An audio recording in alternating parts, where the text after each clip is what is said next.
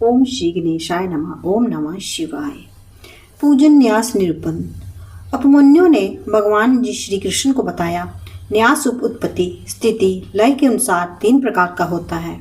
स्थापित न्यास गृहस्थी के लिए होता है और उत्पत्ति न्यास ब्रह्मधारियों के लिए होता है।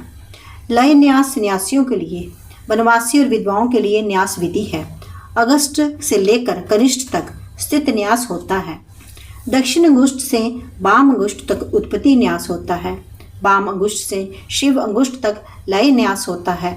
इस तरह बिंदु के साथ साथ नरकादि वर्णों का क्रमशः न्यास करना उचित है। तल और अनामिकाएं शिव का न्यास करें।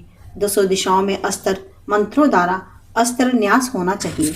पंचभूतों के स्वामी के साथ साथ निर्वृत्ति आदि 5 कलाओं के कंठ का हृदय कंठ तासु ब्रिकटियों के मध्य ब्रह्मरंध्र होता है। दग्ध शरीर में कलाओं का स्पर्श करें। उसे अमृत द्वारा विलंग करके शरीर को उच्च स्थान पर स्थित करें। फिर भौतिक शरीर को वस्मी द्वारा अमृत स्नान कराएं। उसी शरीर द्वारा ब्रह्मरंध्र से निसृत तेज को शिव तेज मान लें। उसी का लय पदम में ध्यान करें। फिर शिव व्यथित मार्ग द्वारा अंगादि न्यास करके एवं चरण बाबी में वर्ण्यान्यास होना चाहिए। उत्तम ध्यानी ज्ञानी पुरुष संसार सागर में तैरता रहता है। ध्यान ज्ञान द्वारा आनंद मोक्ष मिलता है। सांगोपाग पूजन विधि। उपमन्यु बोले, हे श्री कृष्ण, शिव पूजन करना तो परम फलदायक है। बड़े बड़े पापी ब्रह्म हत्यारे चोर गुरु पत्नी के कुदृष्टि से देखने वाले व्यभिचारी व्यक्ति भी बिना मंत्रों के ही यदि शिव का पूजन करें तो भी उसके सभी पाप तुरंत समाप्त हो जाते हैं। इसलिए पतित व्यक्तियों को तो शिव पूजन अवश्य करना चाहिए। शिव पूजन में बंधन में पड़े व्यक्ति के बंधन छूट जाते हैं। शिव पूजन करने से जीवन सफल हो जाता है। अतः शिव पूजन और शिव व्यक्ति प्रत्येक व्यक्ति के लिए आवश्यक है। इसके समान और कोई दूसरा धर्म नहीं है। पूजन करने के पश्चात प्रसाद बांटना चाहिए। आवरण पूजा का विधान। उपमन्यु महर्षि बोले, हे श्री कृष्ण, सदाशिव के दर्पण में दाईं ओर गणेश जी और बाईं ओर स्वामी कार्तिकेय की मूर्ति स्थापित करके पूजा करनी चाहिए। इसके बाद शक्ति की पूजा करें। इसके पश्चात अग्निकोण से आरंभ करके 8 प्रतिमाओं की पूजा करनी चाहिए। इसके बाद नंदी की दक्षिण में और महाकाल की उत्तर में पूजा करें। चौथे आवरण में ब्रह्मा जी की पूजा करें। इसके बाद पश्चिम में आवरण के साथ रुद्र की पूजा करें। तृतीय आवरण में 8 ग्रहों की पूजा करें। इसके बाद श्री शिव पार्वती का भोग लगाने के लिए अनेक मिठाइयाँ बनाएं। भोग लगाकर गुरु की पूजा कर परिक्रमा करके आरती करें और प्रणाम करें। फिर पूजन की सभी सामग्री विधि पूर्वक गुरु को अर्पित करें। ऐसा करने से व्यक्ति की सभी मनोकामनाएं अवश्य पूर्ण हो जाती हैं। लिंग स्थापना द्वारा फल प्राप्ति। ऋषि उपमन्यु बोले, हे श्री कृष्ण, महादेव पार्वती को श्वेत चंदन के जल से स्नान कराकर श्वेत फूल चढ़ाएं।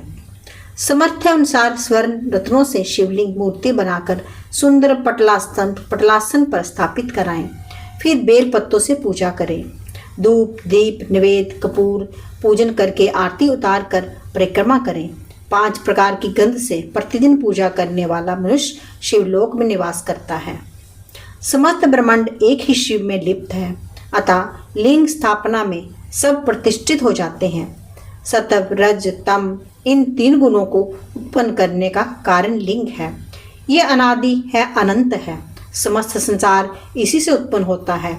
एक बार प्रलय होने पर जब भगवान श्री कृष्ण विष्णु शैया पर सो गए तो उनकी नाभि से ब्रह्मा जी उत्पन्न हुए। उन्हें देखकर विष्णु जी ने पूछने लगे, तुम कौन हो? इस बात पर उन्हें आपस में वाद विवाद बढ़ गया।